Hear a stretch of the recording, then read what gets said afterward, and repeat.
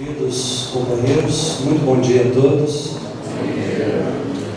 Nossa grande alegria de estarmos aqui em Colatina, nessa manhã radiosa de domingo, em que antes do raiar do dia já estávamos usufruindo da paisagem entre São Mateus e Colatina, o belo percurso às margens do Rio Doce, e sempre temos uma sensação, nós temos a convicção de que toda vez que aqui vimos, nós recebemos muito mais do que qualquer contribuição que possamos dar.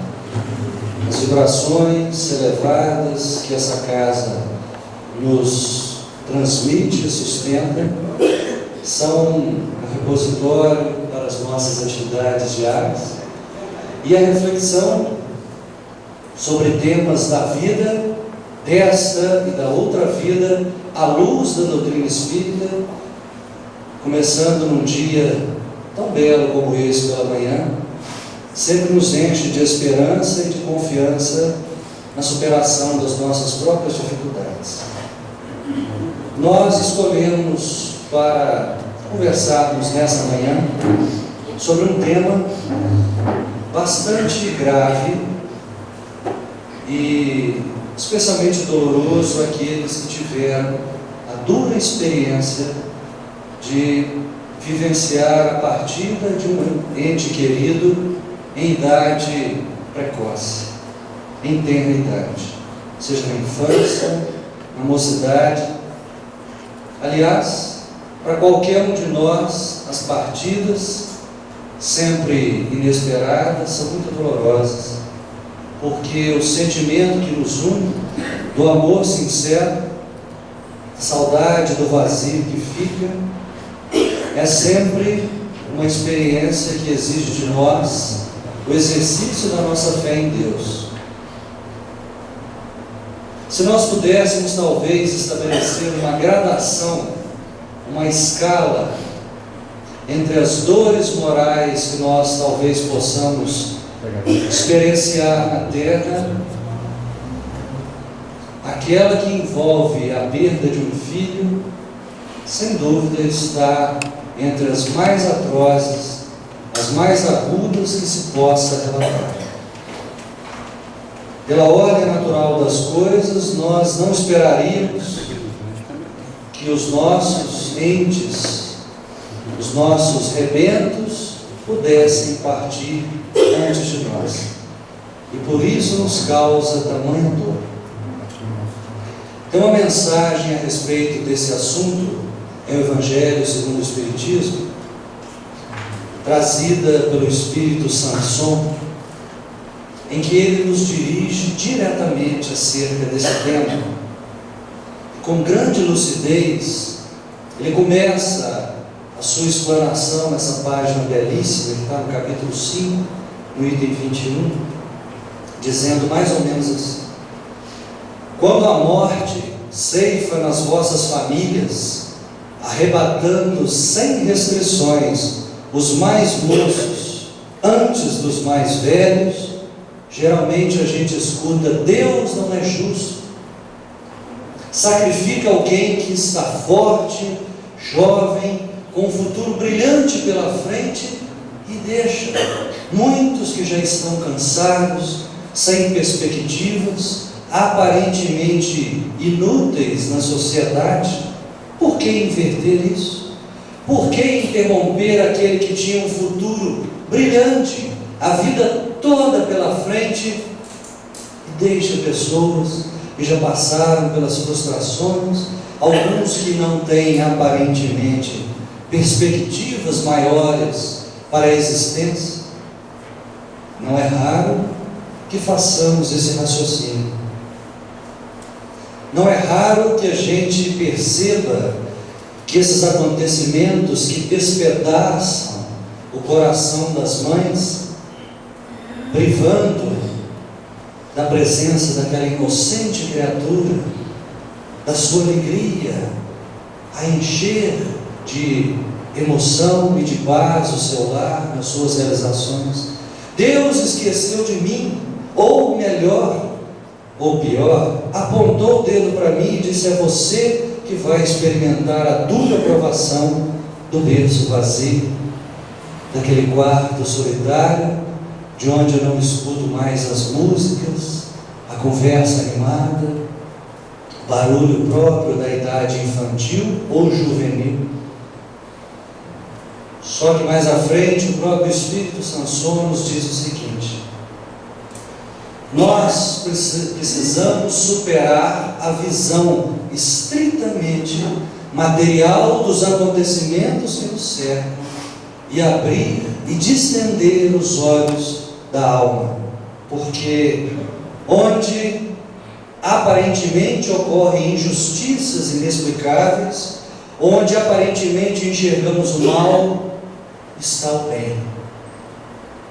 Onde a gente imagina ver o acaso e o determinismo infeliz, a fatalidade, está sempre uma programação superior. Há sempre uma causa maior que prevê o bem e o crescimento de todos.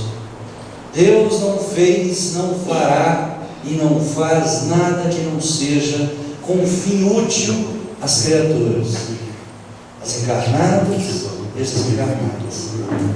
Nada que nos aconteça é obra de um determinismo injusto ou de uma sorte que nós não saibamos explicar exatamente. Por que comigo?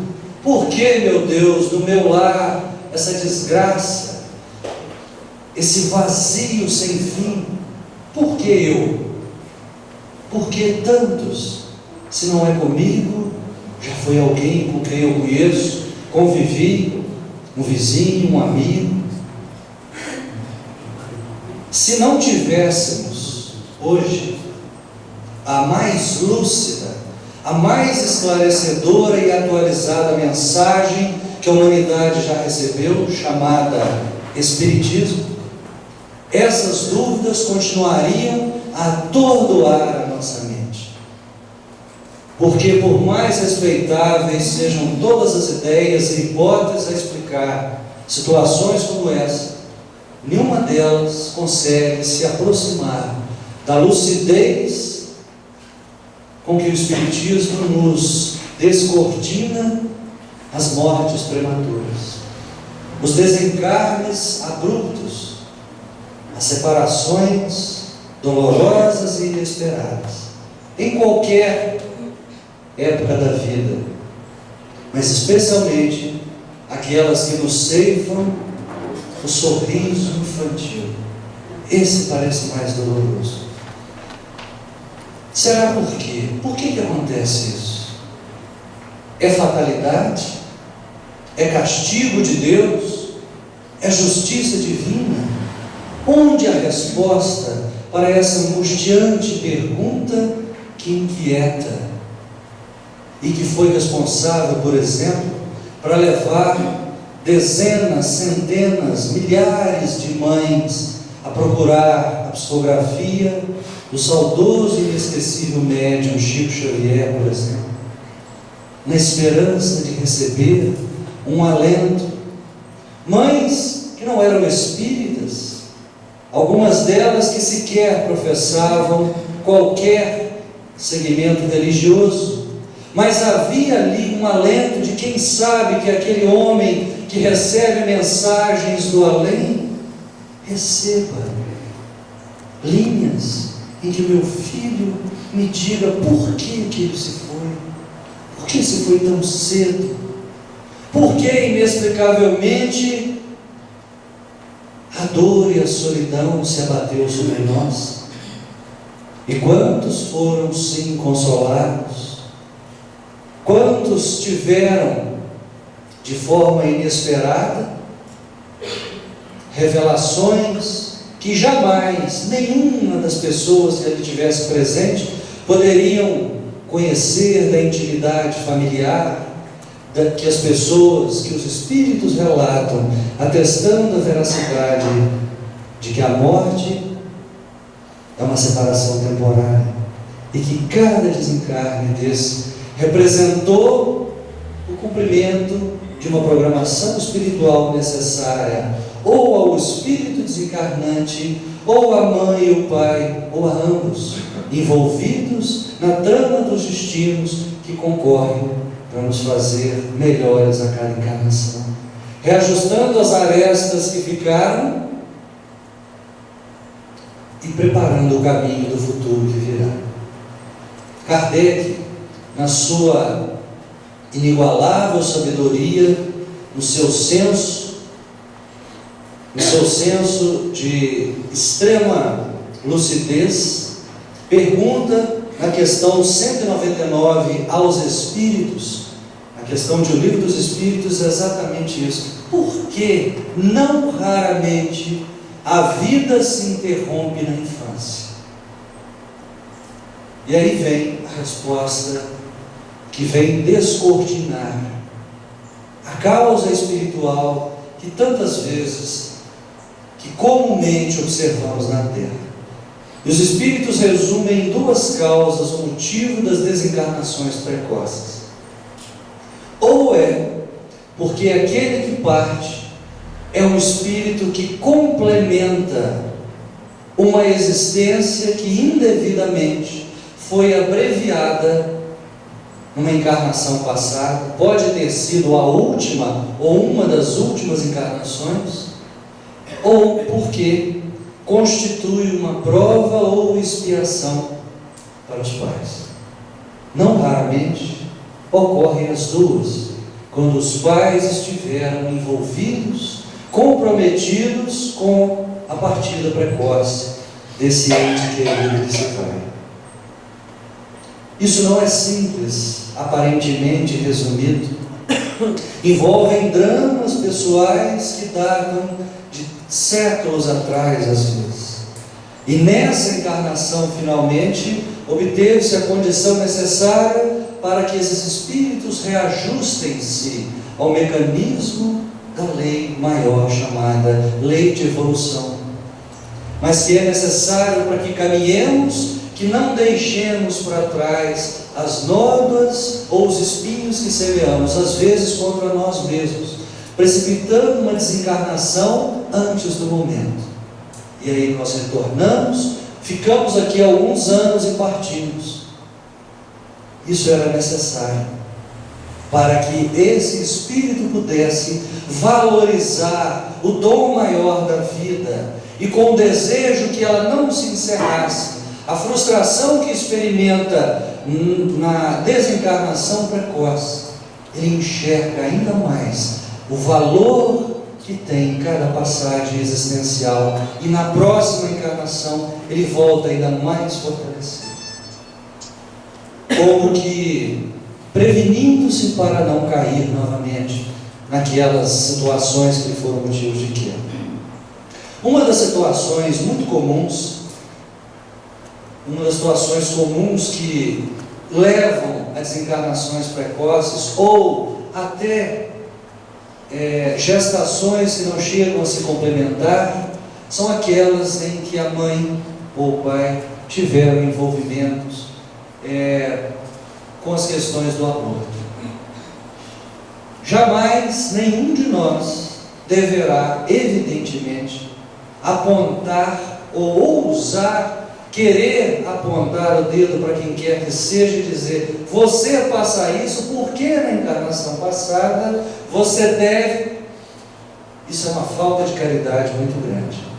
O que a doutrina espírita nos faz, esclarecendo o que possivelmente foi a causa dos nossos dissabores atuais, é para nos confortar, nos esclarecer e consolar, e não para que nos sintamos culpados e com remorso. O esclarecimento que a doutrina espírita nos faz, por exemplo, algumas mães que desencarnam com a consciência culpada de terem deliberadamente cometido abortos, suplicam uma nova existência em que tentem engravidar e tenham frustrações sucessivas, que que as force a experimentar, talvez cuidar da infância desvalida, e não das crianças que foram geradas por elas mesmas, como uma forma de ressarcir a própria consciência. Isso pode parecer meio inconcebível agora que temos o véu do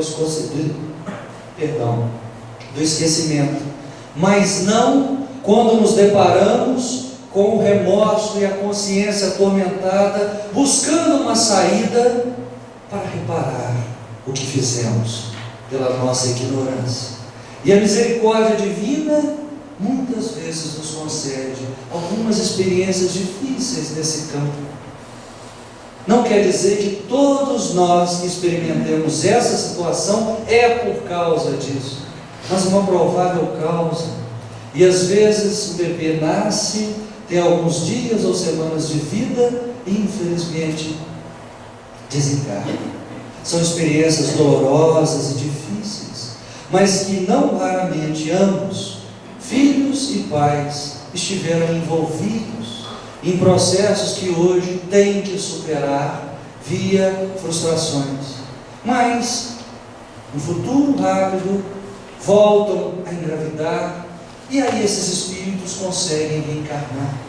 Às vezes demoram um tempo maior, precisam passar por situações talvez um pouco mais difíceis, ou a persistência, mas conseguem receber esses espíritos, que por sua vez também se esforçam para ter uma nova oportunidade. Nós temos não apenas um, dois, mas dezenas de livros espíritas, não só romances, mas obras fundamentadas em casos que são relatados, como por exemplo, por André Luiz, na sua série, páginas edificantes que nos mostram a causa anterior dos nossos dissabores nessa existência. Procurando hoje a razão, os porquês, por que será que aconteceu comigo? Se eu não encontro hoje a resposta para isso, consciencialmente honesto comigo, olha, tudo que eu procuro eu não vejo razão para explicar.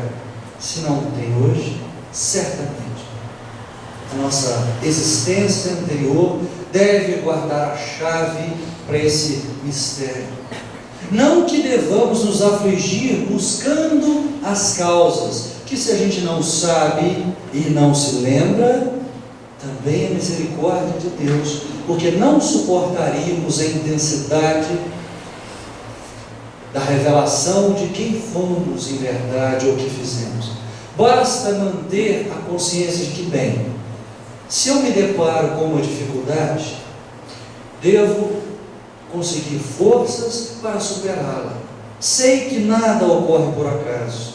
E se Deus é justo, e eu, como filho de Deus, não me perderei como nenhuma das ovelhas do rebanho divino, vou superar essa etapa certamente. Vou buscar a ajuda necessária para isso, mas jamais alimentar o sentimento da revolta, da inconformação e do sentimento de injustiça, porque isso só existe nas leis humanas, ainda imperfeitas, e nas relações de criaturas em evolução, mas não da parte daquele que estabeleceu leis perfeitas e que rege o universo físico e moral no qual estamos imersos. Uma outra causa, geralmente comuns, das desencarnações precoces envolve a partida precipitada dos espíritos pela porta infeliz do suicídio em encarnações pregressas. Quando o espírito abrevia, ou por não encontrar forças para vencer uma grande dificuldade na existência, ou influenciado, e geralmente ocorre ao mesmo tempo, por inteligências desencarnadas que querem lhe ver sofrer, ou porque enxerga que aquilo o abreviaria ou evitaria os sofrimentos que ele hoje passa, se depara com uma realidade muito diferente do lado de lá. A vida não acabou, ela continua. A única coisa que se encerrou foi a vida física do instrumento que hoje nos serve. E aí, essa realidade costuma trazer grande sofrimento aos espíritos, porque ao invés de se livrar de um problema, ele adquiriu mais um. E agora? Os problemas que aqui existiam não foram superados, talvez ele deixou mais um para a família que ficou, e agora se vê impossibilitado de resolvê-los diretamente. E vem a súplica imediata por qualquer coisa que ele tire do remorso terrível de ter dado cabo da própria vida, e suplica: meu Deus, me deixe retornar, me dê o que for necessário, eu preciso voltar. Tem um caso trazido para ilustrar essa situação dolorosa, mas que André Luiz nos apresenta no livro Entre a Terra e o Céu, que é um livro maravilhoso, como todos os outros que eles nos trazem, mas esse é um livro mais suave e mais belo ao entendimento de uma sequência que ele nos traz de várias existências de espíritos envolvidos, e particularmente com relação a esse assunto que nós vamos ilustrar na desencarnação precoce, o caso de Júlio. Bem, André Luiz nos conta que os personagens envolvidos nessa trama haviam tido um comprometimento espiritual desde a época da Guerra do Paraguai. E é por isso que nós vemos à direita esse senhor e aquela mulher com vestes características daquele período, em que esses personagens estavam envolvidos na trama que envolvem paixões, separações, traições. Bem, só para ilustrar o momento em que esses personagens em desdobramento são aproximados, têm revividas as suas memórias daquele momento durante o sono, do desdobramento, porque quando dormimos, só o corpo descansa. O espírito, basta que a gente cochile um pouquinho, ele vaga por lugares os mais diferentes possíveis, encontra com pessoas, vivencia situações intensas, e o corpo está lá descansando. Nem sempre a gente se lembra com nitidez de tudo que viveu. Aliás, a maioria das vezes nós não recordamos. Ali no meio está o Clarencio, o mentor que auxiliava André Luiz nesse trabalho. Bem, vamos adiantar um pouquinho, porque isso aqui era só para que nós víssemos os momentos em que esses espíritos estavam sendo esclarecidos durante o difícil processo que envolveu essa reencarnação. Muito bem, o que aconteceu? Existia nesse período, eram 3 grandes amigos que estavam na Guerra do Paraguai. Mário Silva, que era envolvido com Zumira, era um casal. Mário Silva tinha 2 grandes amigos, o Júlio e Amaro. Um dia, Mário Silva convida Júlio e Amaro para conhecer sua querida namorada, Zulmira. E eles vão à casa. Quando lá chegam, se deparam com uma mulher encantadora. E tentando disfarçar o encantamento e a atração que sentem os dois pela mulher do amigo, disfarçam, e ela, por sua vez, também corresponde com os olhares, mas cada um prossegue o seu caminho. Porém, Mário Silva precisa retornar à guerra, e Júlio não resiste aos encantos de Zulmira e se envolve com ela. Quando Mário volta, surpreende os dois juntos, é para ele uma grande decepção, e ele vai embora, abandona Zulmira, e os dois permanecem juntos. Júlio fica muito consternado com o que aconteceu, que ele era amigo realmente, mas permanece com Zulmira. que por sua vez, daí a algum tempo, procura Amaro, o terceiro, e diz que não suportava mais Júlio e queria, na verdade, era ficar com ele. Perdão, Amaro, que não queria mais ficar com Júlio. E Amaro tenta resistir, percebe que aquilo não era correto, mas não consegue e fica com Zulmira. Quando Júlio retorna da viagem que faz, surpreende o casal juntos. Só que ele não resiste à decepção e tenta o suicídio por envenenamento. Só que os amigos acorrem, o socorrem e evitam que ele desencarne, apesar de ter ficado muito mal fisicamente. E ele continua não suportando a humilhação daquela traição e prossegue um pouco mais. E deixa eu passar aqui. Ele tenta o suicídio pela primeira vez por envenenamento, é socorrido, o suicídio não se consuma, e depois, no momento em que os amigos afrouxam a vigilância, ele corre e se joga nas águas do Rio Paraguai, e aí se afoga, suicidando-se, concretizando na segunda tentativa de suicídio o fim da própria vida. Amaro, então, fica muito consternado com o que havia acontecido, se arrepende, abandona Zulmira e vai embora para o Brasil, para o Rio de Janeiro.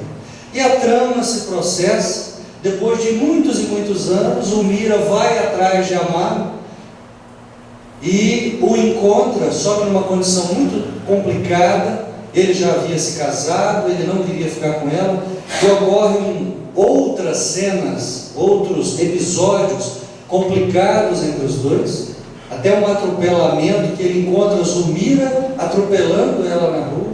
Então é um caso muito complicado naquela existência que André Luiz nos traz. Mas o que nos interessa é parar aqui nessa existência anterior. A gente poderia nem chamar de um triângulo ou um quadrilátero amoroso envolvendo esses espíritos.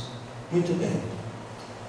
O plano espiritual, que sempre visa para nós o melhor, o bem, promove então, numa nova existência, o reencontro de Amaro com Zulmira. Amaro foi casado com Odila, que havia desencarnado precocemente e deixado 2 filhos, uma menina que já tinha por volta dos 15 anos e Júlio, o mesmo Júlio que havia cometido suicídio na encarnação anterior. Júlio reencarna como filho de Amaro e Odila, que desencarna precocemente, e em segundas núpcias, Zulmira se casa com Amaro. Zulmira tinha um ciúme muito grande de Júlio, que era filho da primeira esposa, porque ele era muito apegado ao pai, ele gostava muito do pai. E quando Júlio tinha 8 anos, eles moravam no Rio de Janeiro, e a família vai à praia.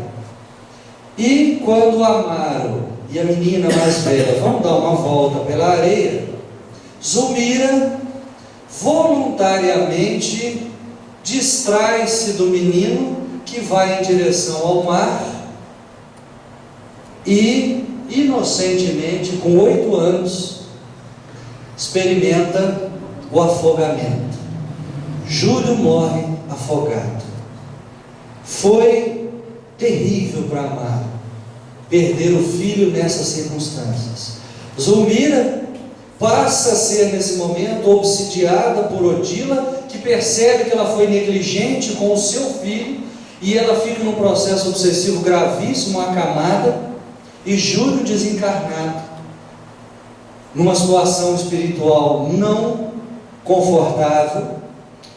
E os amigos espirituais trabalham tanto com Odila como com Júlio para processar um novo encarne, uma nova encarnação.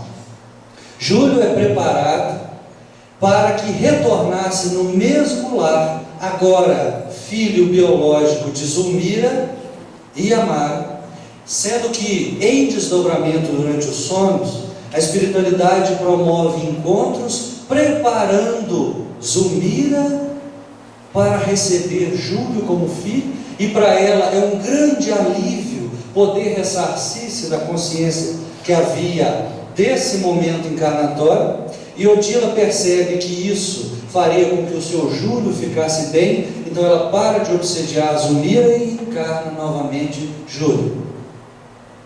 Tudo vai bem, quer dizer, relativamente bem, porque o menino, desde que nasceu, experimenta problemas na garganta, problemas de ordem crônica que a medicina da época não conseguia resolver. Quando, por volta de 1 ano de idade, o menino contrai difteria, e por mais que os esforços sejam feitos, o que acontece? Desencarna Júlio pela segunda vez no mesmo lar. Sem os bastidores espirituais dessa trama, a gente fala, meu Deus, mas que vida infeliz, que pessoalzinho complicado para precisar passar por isso. Na verdade, o casal que precipitou a queda de Júlio na outra encarnação, Amaro e Zulmira, que pela decepção da traição, Júlio tenta o envenenamento e depois afogamento. Só que pelas leis divinas, as nossas ações correspondem a um compromisso assumido. Júlio reencarna, desencarna pelo afogamento aos 8 anos, reencarna novamente e com 1 ano de idade, os problemas respiratórios, especialmente dessa região física, que o perispírito traz as marcas da tentativa de envenenamento, e aí sim, e finalmente, Júlio se vê acolhido por Odila depois da segunda desencarnação, numa condição agora sim equilibrada no plano espiritual. Não havia mais marcas perispirituais que lhe necessitassem retomar expiações dolorosas. E num caso que para nós parece extremamente raro, e eu gostaria que vocês não acreditassem, fossem ler o livro para confirmar, que vale muito a pena, Júlio reencarna pela 3ª vez, filho de Amaro e Odila, mas agora numa existência que para todos finalmente todos respiram, e os lares se tornam, o lar deles então se torna um lar de mais harmonia e equilíbrio, e muita coisa acontece nessa existência. Vejamos isso pelo lado estritamente material. Que desgraça se abateu sobre essa família. Por que Deus permitiria que 2 vezes no mesmo lar uma criança fosse embora? E Júlio recebe o nome de Júlio nas 2 encarnações. A primeira vez ele se chamava Júlio, quando morre aos 8 anos, em homenagem ao filho anterior, o pai chama ele de Júlio também. Então ele vinha recebendo esse nome de Júlio. Não eram esses os nomes exatamente que eles recebiam, mas para não confundir na encarnação anterior, eu coloquei os nomes todos que eles receberam nessa encarnação. Muito bem, espero não ter confundido muito a cabeça. É para entender o seguinte: onde está a explicação de desencarnes abreviados, inexplicavelmente injustos aos nossos olhos? Não existe injustiça. Em algum lugar remoto de um passado que, graças a Deus, a gente não lembra, está a causa. Júlio havia atentado contra a própria vida, mas ele não fez isso só porque quis. A decepção via a traição de Amaro e Zulmira é que o precipitou à queda, e hoje, por amá-lo, ambos o receberam novamente como filho e estavam soerguendo essa alma. Essa é uma das possíveis causas.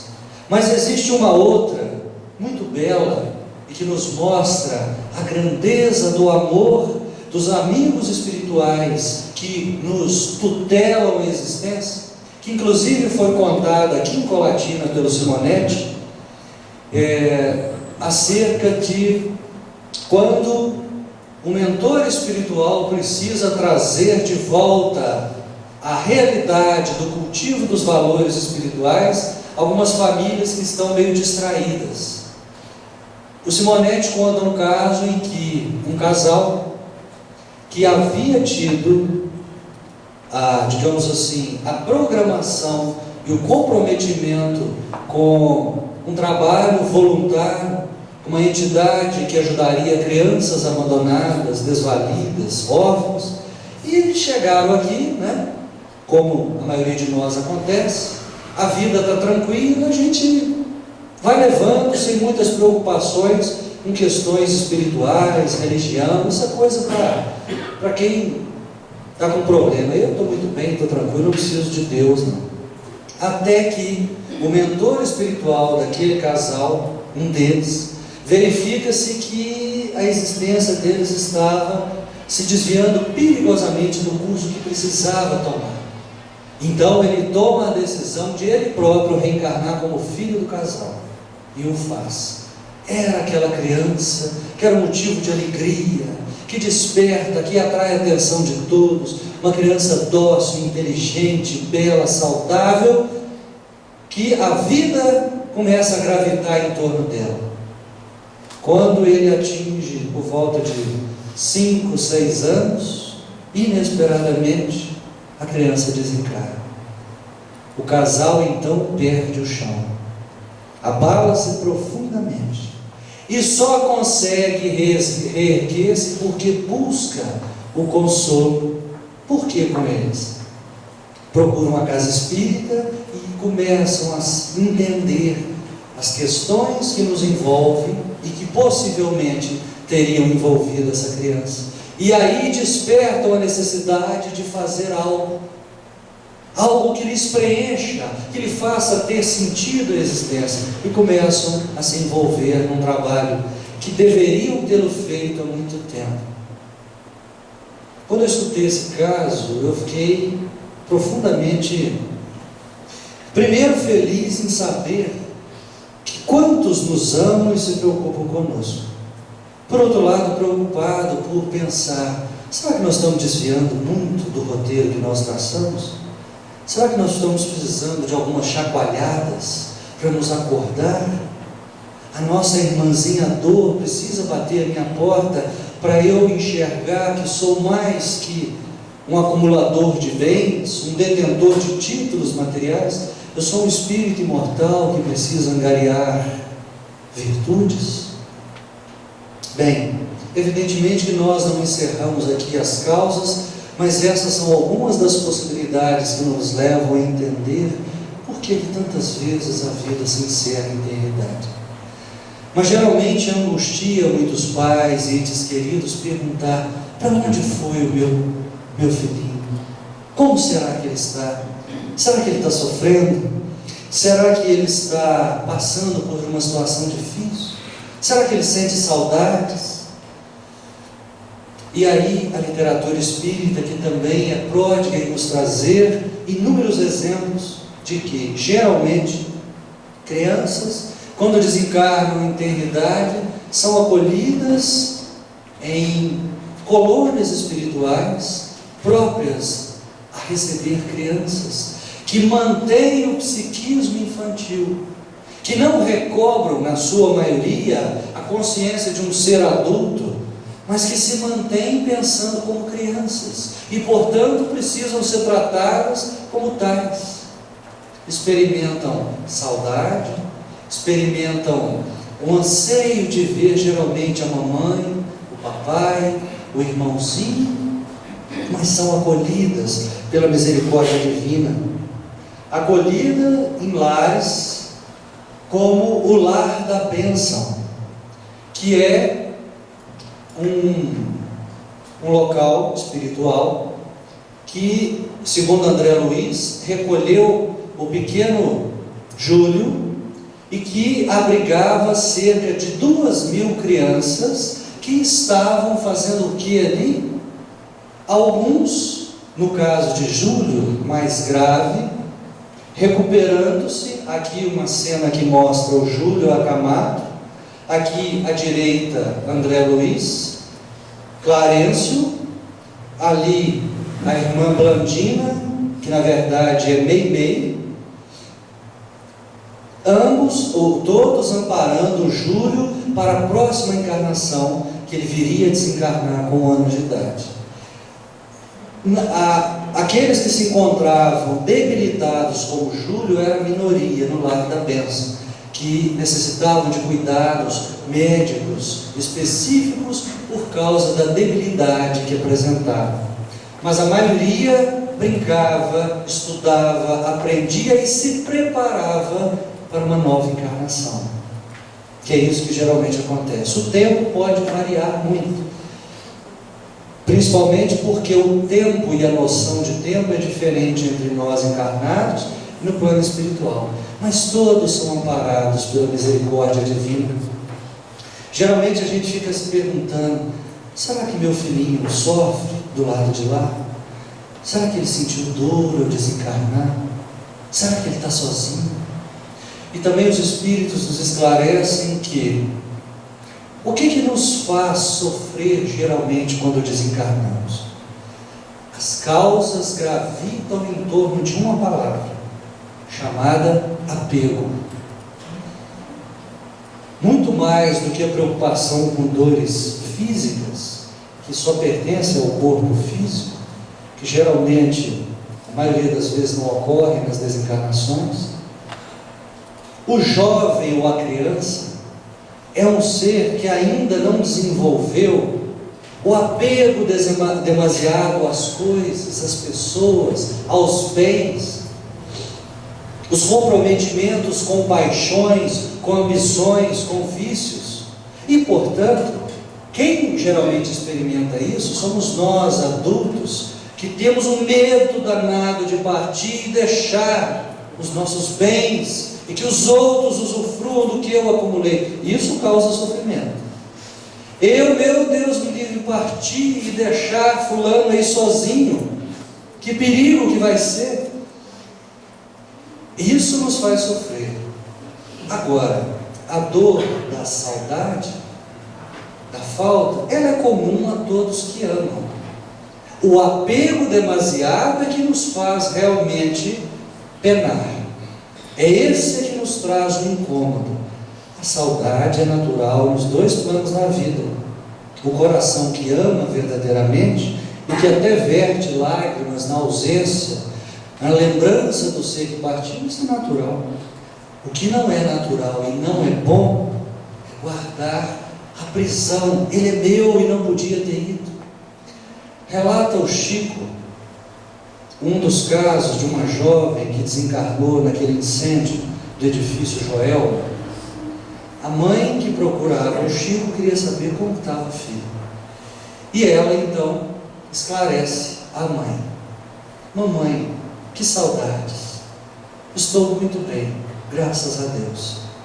Não senti nada, nenhuma dor física em relação às chamas que nos consumiram. Eu e os amigos que ali se encontravam fomos amparados, socorridos, e estamos gradativamente nos estabelecendo novamente na nova pátria, ou na pátria espiritual. Estaríamos muito bem, a não ser por um detalhe, mamãe. A senhora precisa esquecer o que me aconteceu. Todas as vezes que a senhora fica remontando as cenas do incêndio, é como se eu fosse levada de novo para lá. E aí sim, eu sofro. Portanto, esqueça isso. Guarde a lembrança salutar da minha presença em casa, mas não a cena dolorosa que causou meu desencarne. Nesses casos, são as emoções desajustadas dos encarnados é que perturbam os desencarnados. Somos nós, às vezes, é que dificultamos a readaptação dessas almas do lado de lá. Então, a oração, o entendimento de que os nossos amados precisam do nosso apoio. De que forma?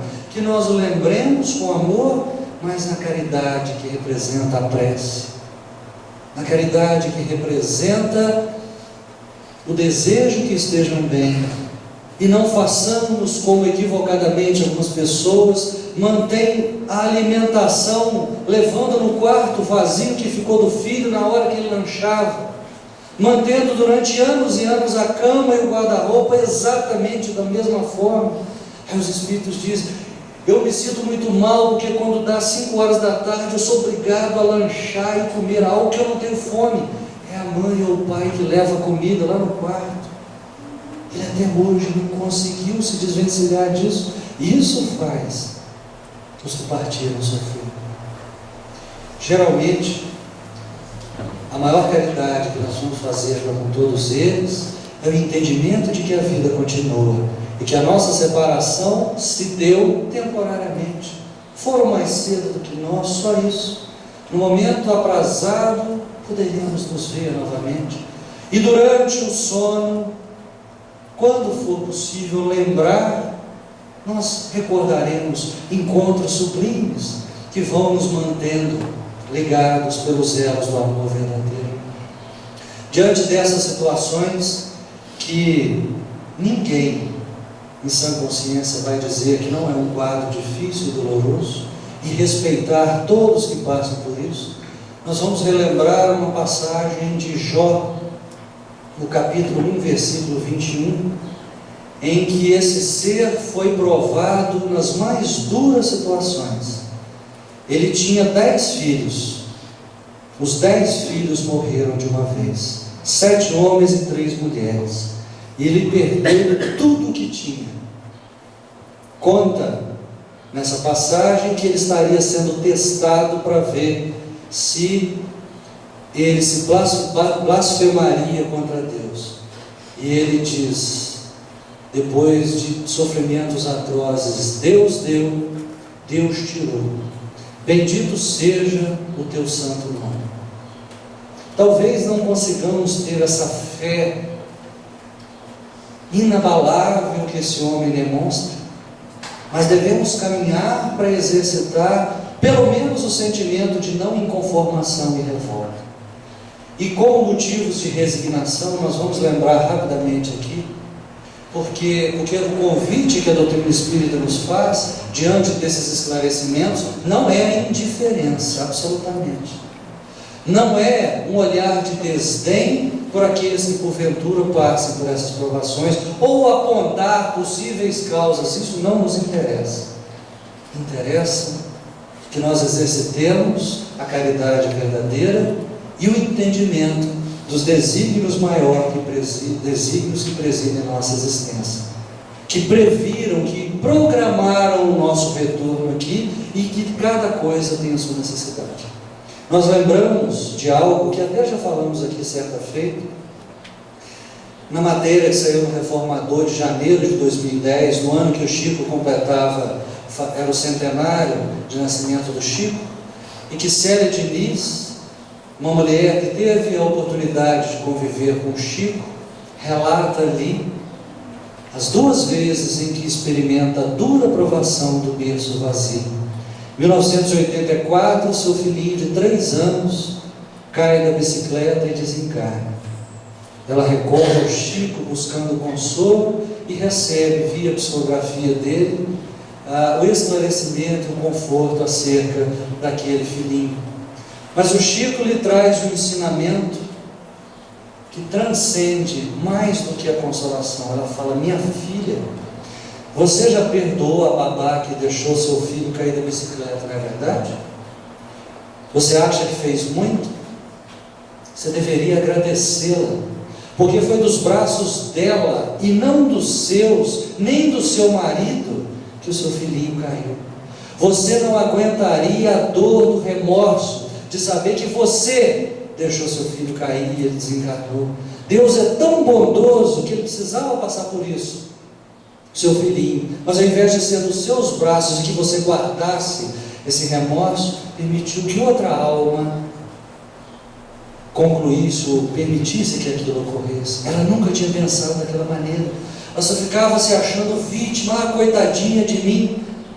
Ela não era coitadinha. Ela precisava enxergar o outro lado. E aí, em 2006, novamente. Só que agora, sua filha de 27 anos, com dengue hemorrágica, desencarna. Dessa vez o Chico não estava mais encarnado. Já havia partido em 2002. Só que ela diz que, mesmo sem a presença física dele, os livros que havia psicografado e a sua palavra de consolo remontava a sua mente, dizendo: dê graças a Deus, minha filha, que para você o Evangelho chegou antes da dor. Você não imagina como sofrem as mãezinhas para quem a dor chega primeiro. Ou seja, ela conhecia a doutrina espírita e poderia, não num passe de mágica, achar que está tudo bem, acabou, não é isso, mas ter o sustentáculo espiritual para não se revoltar, para manter a fé que nada daquilo era por acaso, nem ela, nem a sua família estava sendo castigada, mas sim os reajustes que a misericórdia divina permitiu estavam sendo feitos. É uma lição grandiosa dessa mãe para todos nós acerca da resignação e do entendimento. Um outro exemplo belíssimo está no mesmo livro, Entre a Terra e o Céu, quando vai ocorrer o segundo desencarne de Júlio. Bebezinho, ia completar 1 ano de vida. Ali está a cena belíssima, retratada a partir do livro, em que aqui está Amaro, que na alta madrugada, todos já tinham ido dormir, ninguém mais estava aguentando de tanto cansaço.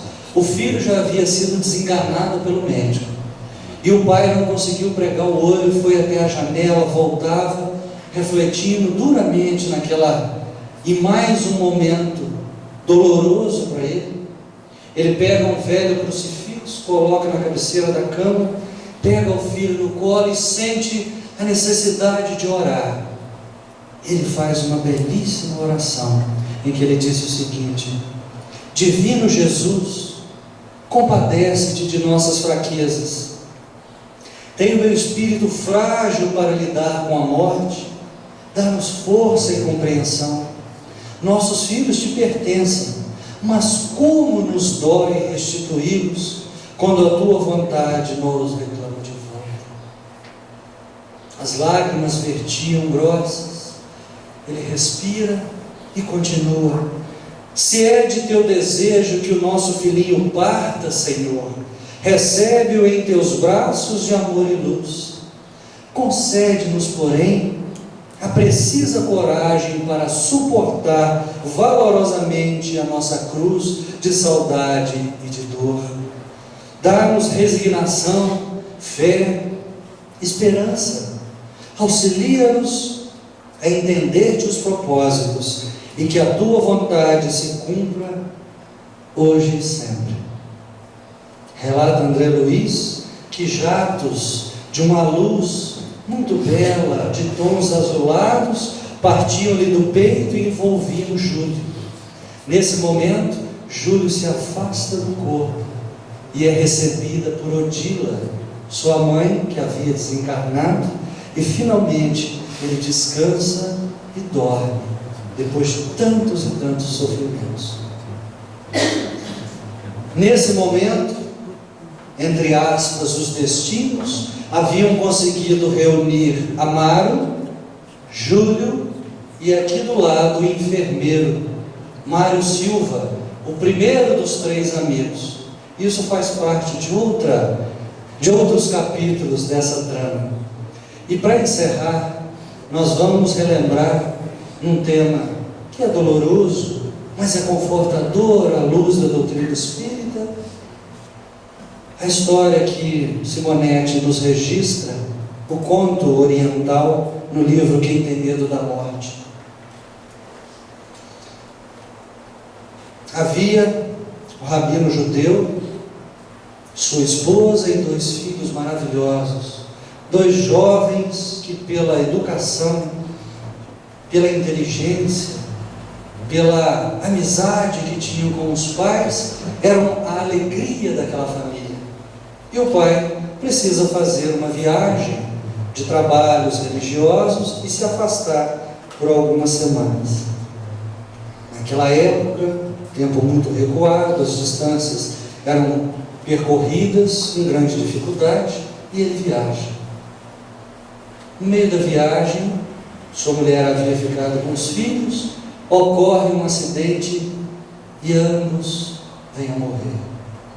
A mãe, no alto da sua dor e sem nenhuma possibilidade de avisar o marido pela distância que havia para chegar até ele, sustentava agora uma outra preocupação, além daquela de como seria dada a notícia ao seu marido, além da dor que sentia pela perda, era que seu marido tinha problemas nos coronários, no coração, e dependendo da forma com que ele recebesse a notícia, poderia acontecer o pior e ele também vir a morrer, o que seria uma desgraça maior.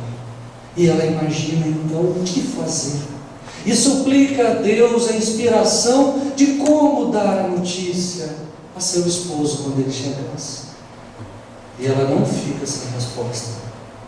Quando então regressa ao seu esposo à casa, ele chega com muitas saudades e vai logo perguntando pelos filhos: mulher, onde estão os nossos filhos? Os filhos vêm depois, vamos guardar as coisas, como foi a viagem, foi tudo bem. E ele começa a falar das questões triviais.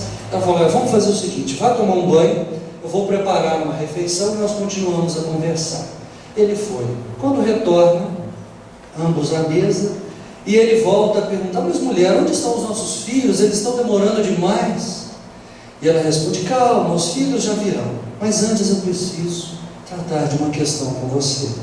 Quem foi? Eu estou te achando preocupada, um semblante abatido. Pois é, esteve aqui um grande amigo nosso e nos deixou sob minha responsabilidade, 2 joias muito preciosas, e pediu que eu tomasse conta delas. Só que tem um problema. Qual é? Eu me afeiçoei demais a elas. São joias de rara beleza. Eu nunca vi joias como essas. Que isso, mulher? Eu estou te estranhando. Você nunca foi dessas vaidades? Ainda mais uma coisa como essa, apossar-se do que não é nosso. Mas elas não são joias comuns. Eu preciso ficar com elas. Não, de maneira alguma. Amanhã mesmo nós vamos devolvê-las ao seu verdadeiro dono. Nós não podemos nos apossar do que é nosso. E ela então volta-se para ele mais terna e diz: pois bem, meu querido, seja feita a sua vontade. Na verdade, nós não vamos precisar devolvê-las. Elas já foram devolvidas. As joias são os nossos 2 filhinhos queridos, que o seu verdadeiro dono veio buscar de volta na sua ausência. Ele recebe diante da imensa dor que compungia, mas com o equilíbrio e pela divina inspiração que a esposa teve ao contar-lhe a partida dos filhos, ambos se abraçam diante daquela dor profunda e repetem juntos em uma só voz o que havia sido por dito por Jó: Deus deu, Deus tirou, bendito seja o teu santo nome. E que Jesus nos abençoe.